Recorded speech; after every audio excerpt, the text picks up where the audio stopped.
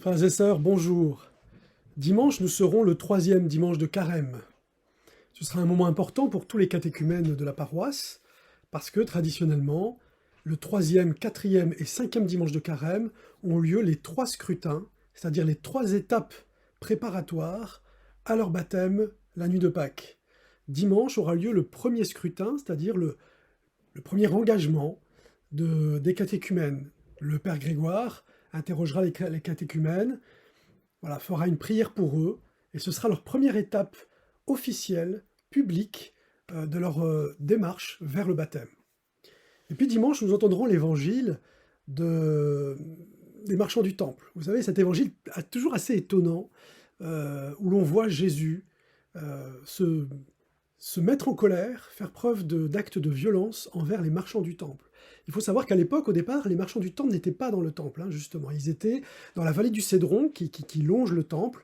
Ils étaient à l'extérieur. Et puis petit à petit, au cours des années, au cours des siècles, ils se sont rapprochés jusqu'à être dans le temple. C'est comme si nous avions, nous, des marchands dans l'église, quasiment, ou à l'entrée de l'église, voilà, juste dans le patio.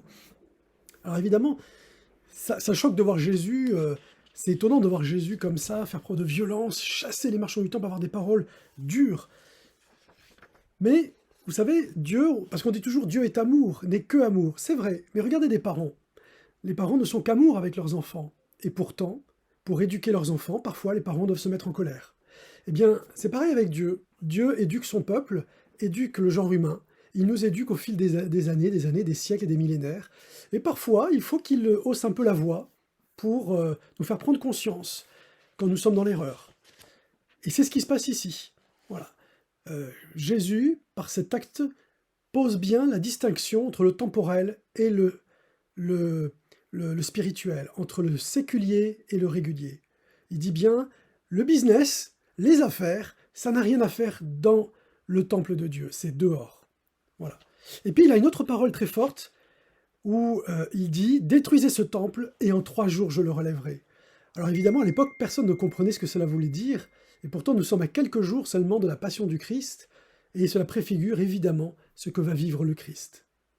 Voilà, donc écoutons bien avec attention l'évangile dimanche, soutenons et accompagnons bien les catéchumènes, jusqu'à Pâques, c'est dans un mois maintenant, ça va vite arriver. Bon dimanche à tous, au revoir.